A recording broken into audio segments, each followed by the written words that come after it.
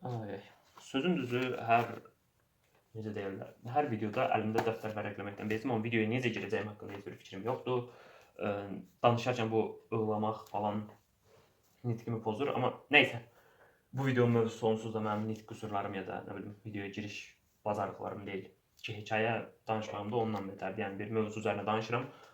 Mövzunun nə başı bilinir, nə axırı bilinir, qarmaqarışıq bir söhbət alınır. Zamanla düzələr ya da düzəlməz bilmirəm. Nəysə. Bugünkü mövzumuz nihilizmdir. Lakin bu klassik Google-da axtaracağınız nihilizm nədir? Nihil, heçlik, izm, fəlsəfi izmlər üzərinə qurulan bir şeydir. Heçlik fəlsəfəsi falan. Bu belə bir şey deyil. Bu mənim öz nihilist perspektivimdir. Danışacağım şeylər. Ona görə çox oradan buradan bu adam bunu deyib, bu adam onu deyib falan deməyəcəm ki, çox güman ki deyəcəm də. Çoxluqla öz fəlsəfəmdən danışacağım üçün özümə bağlı qalacağam. Fikirlərimin içində yox, nihilizm belə deyil deyə bilərsiniz ki, bu mənim nihilizmimdir dediyim kimi.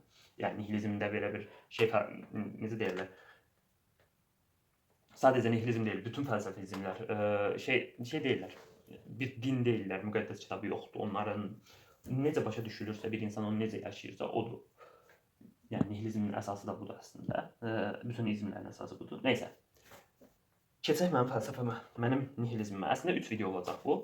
İlk video nihilizm, ikinci video postnihilistik ekstensial subyektivizm plus dilin dekonstruksiyası ilə formalaşan fərdi metafizikadan danışacağam. Bunu biraz Derridadan almışam, biraz nə bilim Camus'dan aldığım şeylər var falan. Təkcə hamısına girəcəyik. Nə bilim onun sonrasında simvolik interaksiyonizmə gedə bilərik. George Herbert Mead ya da Herbert Bloom'dan aldığım fəlsəfi sosial fəlsəfi bir baxış növüdür onlarda. Nəysə, bunların hamısına girəcəyik. Amma bugün dediyim kimi bu video nihilizm üzərinə olacaq. Başlayaq. Mənim öz nihilist perspektivim əslində klassik nihilizmdən biraz fərqli deyil çox da. Təməldə hər şeyin mənasızlığını qəbul edirəm. Və belə bir klassik sözcüyüm də var ki, heç uğruna yaşamalı, heç uğruna ölməli və heç olmalıdır insan. Nə deməkdir bu? Yəni qısaca demirəm, heç uğruna yaşayın, heç uğruna ölün, məqsədsiz yaşayın, məqsədsiz ölün demək deyil bu. Təbii ki, ekstensial olub öz mənalarınızı yarada bilərsiniz, absurd baxa bilərsiniz həyata. Nəysə də bir sözlə bir çox perspektivləriniz var. Lakin əsasında söhbət orada yaranır ki, bütün bu sistemlərin əsası mənasızlığa gəlir. Və nihilizm də bunu verir mənə. Mənim əslində nihilizm bir dövr kimidir mənim həyatımda. Mən bir nöqtədə nihilist idim, həyatın mənasızlığını qəbul elədim. Bu mənasızlığın çətin tərəfləri oldu ki, nihilizmin bu barədə inanılmaz bərbad bir şöhrəti var deyək də. Çox bədbin bir fəlsəfədir bu baxımdan. Çünki pesimizmlə çox qarışdırılır. Pesimizmlə məsəl üçün deyirsən ki, necə deyir onu? Həyat pisdir, həyatda yaxşı heç nə yoxdur, həyat əzab çəkmək üçün gəlmişik. Amma ümid var ki, arada bir yaxşı şeylər olsun, amma çoxluqla həyat pisdir deyirsən pesimizmdə. Nihilizmdə bu yoxdur. Və buna görə əslində nihilizmin bədbəxt bir, pesimizmdən daha bədbəxt bir fəlsəfə olduğunu düşünürəm. Çünki nihilizmi belə danışırlar ki, məsəl üçün həyat mənasızdır, yaxşı ya da pis deyə bir şey yoxdur. İndi sən yaxşı ya da pis bir şeyin olmadığı bir yerdə nihilizmdən nə çıxarda bilərsən? Təbii ki, bərbad bir şeylər çıxartmağa insan daha meyllidir. Həyat mənasızdır. Eləcə niyə yaşayırıq? Niyə gedib nə bilim Ted Bundy olmuruq falan kimi düşünə bilərsən ki, Ted Bundy nəsə babat nihilistlərdəndir. Bu nöqteyi nəzərdən, yəni əxlaq anlayışı pozulur nihilizmdə bir nöqteyi nəzərdən. Amma nihilizmi bir dövr kimi yaşadığınızda, yəni ki, mən də belə yaşamışam əslində, çox da təsirli, necə deyirlər, o qədər təsirli olmuyor. Nietzsche'nin bu nihilizmi bir dövr kimi ələ almağı kimi bir şeydir bu əslində. Nə deyir nihilizm? Yox, yuxum gəldi. Danışılmıyor. Nəysə. Nihilizm bizə nə deyir əslində? Həyat mənasızdır, yaxşı bir şey yoxdur. Buna işləyən insanlar ilk barədə reaksiya verirlər. Həyat mənasızdır, yaşamağa dəyməz. Ölməyə dəyərmi? Həyat mənasızdırsa niyə öləcəksən? Həyat mənasızdırsa niyə xoşbəxt olacaqsan? Həyat mənasızdırsa əzab çəkmək bərbaddır, bəli. Amma bunun içində xoşbəxtlik çəkməyin də bir mənası yoxdur. İnsan pis şeyləri daha önə çəkərək nihilizmdə mənasızlığınla birləşdirməyə çalışır. Pesimist bir nihilizm yaradır. Oysa ki, optimistik nihilizm var, nə bilim, əxlaqi nihilizm var. Var. Pasiv nihilizm də var bu əsasa baxdığında, məsəl üçün. Amma yəni sözün əsasında insanlar nihilist perspektiv yaratdıqları zaman bunun hər hansı bir pis tərəflərini fikirləşirlər ki, o tərəfə yatqınsınlar. Dediyim kimi optimistik nihilizm falan da var bunlar fəlsəfi olaraq. Çox yaxın deyiləm əxlaqi nihilizmə ya da optimistik nihilizmə. Amma sözün əsasında nihilizmin bütün obyektlərində də olmaq şərtilə və mənim perspektivimdə Demək olar ki, həyatın mənasızlığını qəbul edirsən, obyektiv bir mənanın olmadığını qəbul edirsən ki, bəzi nihilist perspektivlər obyektiv mənanın ola biləcəyini, amma buna çata bilməyəcəyini falan da düşünə bilir. Lakin dediyim kimi, bizimki mənim perspektivimdən olduğu üçün mənim perspektivimdən danışacağıq. Dedi ki, heç uğruna yaşamalıdır insan. Niyə heç uğruna yaşamalıdır insan? Çünki bir məqsəd qoyduğunuzda qarşınızda ki, məqsədlər gözəl bir şeydir, qoya bilərsiniz qarşınıza. Yəni, çox da qarşı olduğum bir şey deyil. Lakin məqsədlərin uğruna yaşamaqdan ziyada yaşamaq üçün yaşamaq lazımdır. Yəni, yaşamağın içində olan şeyləri biz özümüzə yaşamağa səbəb olaraq axtarırıq. Məqsəd bizim yaşamağımıza səbəb ola bilməz. Yaşamaqdır bizi məqsədə çatdıran. Yaşamağımıza səbəb olmamalıdır. Buna görə heç uğruna yaşamaq lazımdır. Heçlik dediyimiz şey anlayışda onsuz da olmayan bir şeydir. Yəni, varlıq kontekstində yoxdur. Necə deyirlər? Heçliyi heç kim bilmir. Məsələn, yox, bunu danışmışdıq bir ara. Yoxluq var, boşluq var, nə bilim, heçlik var. Boşluqdan yoxluğu heç olmasa anlayış olaraq ifadə edə bilərik ki, boşluq bir, necə deyirlər, ifadə tərzidir. Baba köküncə də mən video çəkməyəcəm. Nəysə, əgər biz boşluğu, yoxluğu ifadə edə bilirik, amma heçlik də bir ifadə, bir anlayış tərzidir, amma heçlik heç hətta yoxdur. Buna görə heçlikdən bəhs etdiyimiz zaman tamamən belə demirəm ki, heçliyə inanın, heçin varlığına inanın. Yox. Burada bəhs etdiyim heçlik nədir? Varlığın içində yaşadığınız bu dünyada yaşamaq üçün yaşamaq lazımdır. Heç uğruna ölməyi də eyni şəkildə həyatın təbii bir qanunu kimi qəbul etmək lazımdır. Yəni oturub da ki, gedim heç uğruna özümü atım falan kimi bir şey deyil. İnsan öləndə də, yəni necə deyirlər, müqəddəslər var da bizim həyatımızda, sosial konstruksiyalarla düzəlir. İnsanlar bunu anlamadan, yəni nəyin uğruna öldüyünü anlamaq lazımdır ki, daha sonra peşmançılıq çəkməyəsən, ya da daha sonra sənin peşmançılığını başqaları çəkməsin. Çünki sən peşmançılıq çəkə bilməyəcəksən öldüyün üçün ki, inancın varsa o ayrı, onu düşünə bilərsən. Amma əsl mənada bunu düşünmək lazımdır. Yəni bir şeyin uğruna gedərkən ölmə, deyək ki, nə bilim, keçmişdə müharibə, indi də hal-hazırda müharibələr vardır, vətən uğrunda müharibələr olur. Niyə getdiyini başa düşməlisən. Bu niyə gedirəm, hansı siyasi vəziyyətdə gedirəm, niyə belə bir reallıq var, mənalardan necə bir reallıq əldə edirəm. Bunları bildiyin təqdirdə heç uğruna ölə bilərsən onsuz da. Çünki mənasızlığın qəbulu sonrasında sənin nə edəcəyin özünlə bağlı bir şeydir. Hər hansı bir insanı xilas etmək üçün ölə bilərsən. Nə bilim, aslında bu Emil Durkheim'e görə intihardır. Bu mövzuya bir ara girərik. Hardasa buralarda kitab olmalı. Bu da ayrı bir dəfə söhbətə girərik. Çox sevdiyim bir yazardır Emil Durkheim, sosioloqdur. Məncə sosioloqdan çox fəlsəfəçidir.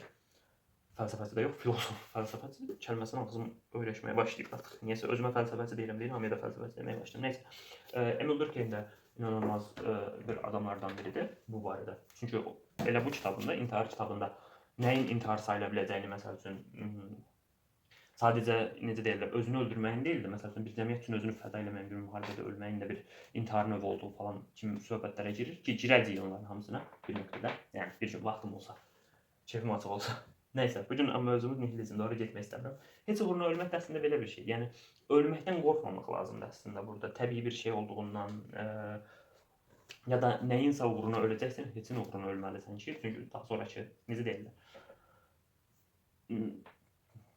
yəni fikir olaraq formalaşan bir heçdən bəhs edirəm. Çünki var olan bütün o müqəddəslər bir nöqtədə dağıla bilir, bir nöqtədə formalarını dəyişə bilir, fərqli transformasiyalara uğraya bilirlər. Lakin heç transformasiya eləyə bilməzsən, çünki yoxdur.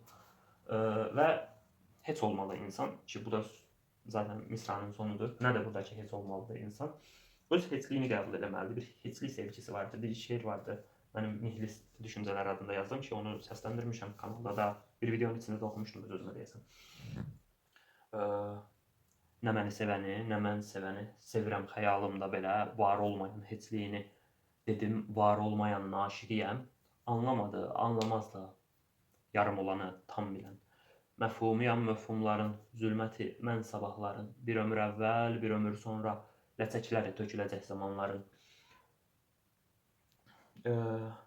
Arxası necə idi? Yoxluğum az, varlığım çox. Mən ki, kainatın zərrəsiyəm. Hər şeyim var, heçliyim yox. Bax, mən bir heçliyə aşiqiyəm. Neyləyim axı mən var olanı? Sevir eşqim heç var olmayanı. Nə tanrını, nə insanı, nə varlığı. Sevir eşqim heç var olmayanı. Nəsə, belə bir şeir idi. Tam şeir Yadımdadır. Yadımda olduğu qədərindən danışdım. Ümid edirəm dəyişməmişəm heç arasında. Nəysə bu şeiri özüm yazmışdım bir neçə il əvvəl. Nihilist düşüncələrlə bağlı. Yəni heçliyə sevgidən bəhs edirəm, amma bu şey bir sevgi deyil də, müqəddəs o heçliyə hökm etmə deyə bilməz, heçliyə aşiq olun falan kimi bir şey deyil. Yaşamağın mənasında heçliyi sevmək lazımdır ki, o sevgi üzərindəki itirmələr heç olsun əslində. Yəni çünki siz sevgiyə müqəddəslik ətfediləndə bu gün məsəl üçün cavan uşaqlarda görmüş olarsa adam sevgilisindən ayrılır, məsəl üçün gedir intihar eləyir, nə bilim qolunu lezbalayır falan filan. Ya da şey Üzeyir Mehdizadənin bir mahnısı var idi. Ya mənəyim olmalıdır, ya heç kimin olmamalı kimi axmaq-saxmaq fikirlərə gətirib çıxardırlar. Ya mənimsən, ya qara torpağın kimi səy-səvə fikirlərə gəlib çıxardır. Amma bütün bunları heçlik üzərindən qurduğunuz zaman, hər şeyin heçliyini dərk etdiyiniz zaman bunlara çox da bir ehtiyac qalmır. Çünki vəziyyət formalaşır. Necə deyirlər? Heçliyə inanmaq, heçliyin özündən qaynaqlanan bir şey deyil. Yəni bir inanc formasından bəhs eləmirəm burada sizə. Burada bəhs etdiyim şey həqiqətən də hər şeyin mənasız olduğunun qəbuludur. Hər şeyin heç olacağının və heç olduğunun da qəbuludur. Bəli, siz mənalarla bir reallıq yarada bilərsiniz ki, simvolik interaksiyonizmdə buna girəcəyik, mənaların necə yarandığına, reallığa necə çevrildiyinə falan danışacağıq. Lakin əsasında dediyim kimi nihilizmdə hər şeyin mənasız olduğunu qəbul etdiyiniz üçün bir mənalarla mübarizə prosesi gedir əslində. Yəni bu əslində nihilizmdə belə bir proses yoxdur. Bir nihilist heç vaxt özünün nihilist olduğunu belə bağıra çağıra bizim kimi deməz. Çünki həyat mənasızdırsa çox da mənalı deyil onun üçün. Başa düşürsüz? Danışmaq. Lakin niyə də danışmasın? Mən yuxum gəlir danışdığım yerdə. Qəribə bir şey oldu. Nəysə. Bir dəqiqə su alacağım. Gəldim. Bir nihilist perspektivdən bəhs elədiyimizdə, yəni harda qalmışdım dəqiq? Deyirik ki, bütün bunlar heç olmalı falan.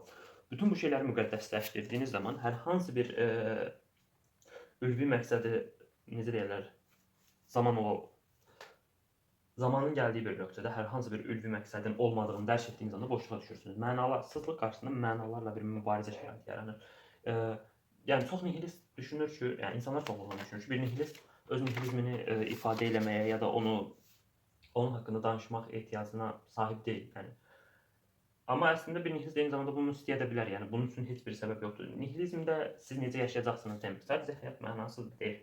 Yaxşı ya da pis deyə bir şeyin olmadığından bəhs eləyir. Doğru, yanlış, bütün bunların olmadığından bəhs eləyir. Ən azından mənim nihilizmim belədir. Və bütün bunların nəzərində siz necə yaşamağınız özünüzə qalan bir şeydir. Bu həyatdasınız artıq, bir nihilist perspektiv qəbul edirsiniz sonsuzda və bu sizin necə yaşadığınızla bağlı bir şeydir. Ki məndə də belədir. Burada bir qeydim var. Uzun zaman əvvəl yazmışam. Bir zaman gələcək, heç olacaq hər şey. Yazılan kitablar, yaşanmış həyatlar yox olacaq, heç olmamış kimi. Bəs heç olmaq nədir? Onu heç kim bilmir. Eyni zamanda hamı da bilir. Var olmadan əvvəl nə idisə, o olacaq insan. Bədən deyil, bəhs edirəm ağıldan. Yox, heç olacaq, varlığı ilə insan yox olacaq. Bəlkə də bu yazdıqlarımdan ibarətdir cəfəngiyatdan. Daim bilinməzlikdir mənə, sənə, bizlərə qalan. Yəni, məqsəd əslində dediyim kimi, burada doğrunun mən bilirəm ya da bir başqası bilir demək deyil nihilizmdə. Nihilizm həyatın mənasızlığının qəbuludur. Sizə görə mənalar ola bilər, bunun doğru olduğunu qəbul edə bilərsiniz.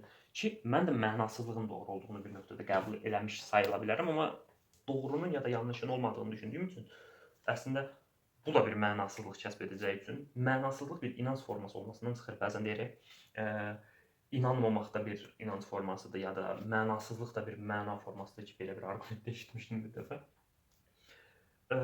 Əslində belə deyil. Çünki əgər biz hər sistemi o sistem üzərindən formalaşdırsaq, yəni belə deyim də, deyirlər də, məsəl üçün, çoxluqla teistlərlə bir non-teistləri müzakirə eləyəndə, bir dini debat falan olanda, kainatda hər şey xaosdan ibarətdir falan, dindarlar da deyir ki, xaosla bir ahəngdir əslində. Məsəl üçün, mükəmməl cavablardan biridir əslində. Amma biz hər şeyin arxasına belə qoyduğumuzda, yəni, mənanın özü də bir mənasızlıqdır dediyimdə əslində.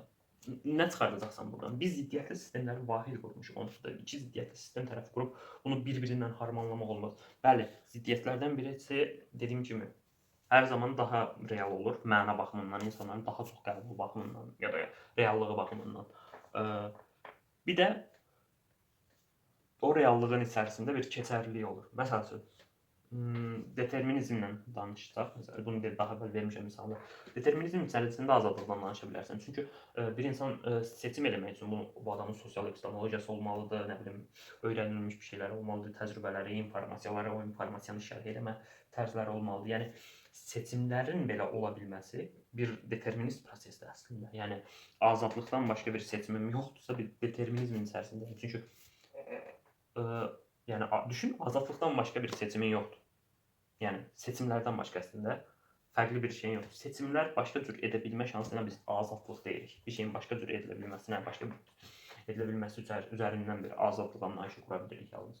Yəni bizdə çox vaxt azadlığı belə tam sərbəstlik mi anlayırlar, nə anlayırlar başa düşmürəm azadlıq anlayışını, amma azad iradə bir şeyin başqa tərəfini seçə bilməkdir. Sadəcə buradakı faktlar sənin böyüdüyün mühit, sosiallaşdığın, ağlın, dərvəçən, nə qədər ağıllı olduğun, nə bilim, təcrübələrin sənə yol göstərir bir nöqtədə. Ona görə də tam olaraq sən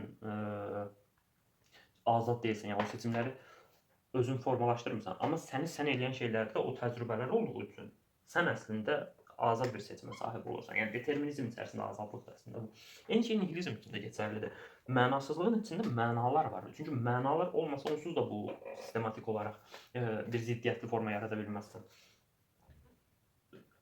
Bəlkə də mənanın içində deyəcəksiniz ki, mənasızlıq var. Belə bir şey çox da mümkün deyil. Yəni, məna tam olaraq varsa, mənasızlığı hesaba qoya bilməzsən. Amma mənasızlığın içində mənalardan ibarətdir. Yəni dediyim kimi, mənasızlıq qarşısında mənalarla mübarizə aparmaq kimi görünür bu bir nöqtədə. Lakin belə bir şey deyil.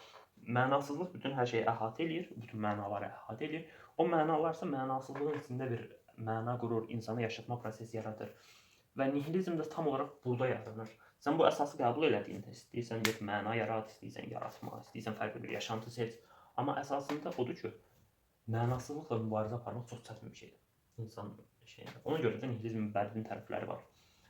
Amma dediyim kimi, mən bu anlayışı sevirəm bir dövr olaraq. Çünki nihilizm məndə bir dövr kimi yaşayıb. Bu, məsələn, dövrdən keçdikdən sonra postnihilistik bir eksistensial subyektivizm gəlir. Məndə plus Derrida sağ olsun, dilin dekonstruksiyası ilə formalaşan bir metafizika yaratmışam. Derrida, Wittgenstein falan kimi adamlardan. Bütün bunların nəzərində bir nihilist perspektiv yaratmaq üçün, yəni mən nihilistəm deyəndə əsasən nihilist dövrü başa vurmuş bir dövrü. Lakin əsasən mənasızlığı qəbul elədiyim üçün nihilistəm hal-hazırda da. Yəni belə, nihilist perspektiv əslində bu qədərdir. Yəni çox elə uzun-uzadı danışılacaq bir böyük bir mövzu deyil. Lakin geniş bağlamda bir-biri ilə bağlı olan mövzuları deyim. İlk mövzu olaraq nihilizmi seçdim əsas olaraq. Bundan sonra danışacağımız mövzu çox güman ki, postnihilistik, eksistensial subyektivizm və üstəgəl dilin dekonstruksiyası ilə formalaşan fərdi metafizika olacaq ki, bu bəlkə də ən çətin proseslərdən biridir başa salmaq. Çünki öz içində çox bölünən bir proses. Tək videoya yerləşəcəkmi, onu da bilmirəm. Yerləşər yəqin ki, orada danışacağıq mövcudiyyət və təbiət mütləqliyindən, olmadan ki, olma mənim ən problemli fikirlərimdən biridir bəlkə də. Hegellə sağ olsun Heidegger kömək olublar fikir formalaşdırmağıma. Bərbad bir. Yəni ki, olmanı mən necə deyirlər, çox fərdi bir şey kimi görmürəm də, yəni xüsusi bir şey kimi görmürəm. Lakin bu danışılası problemlərdəndir. Nəysə,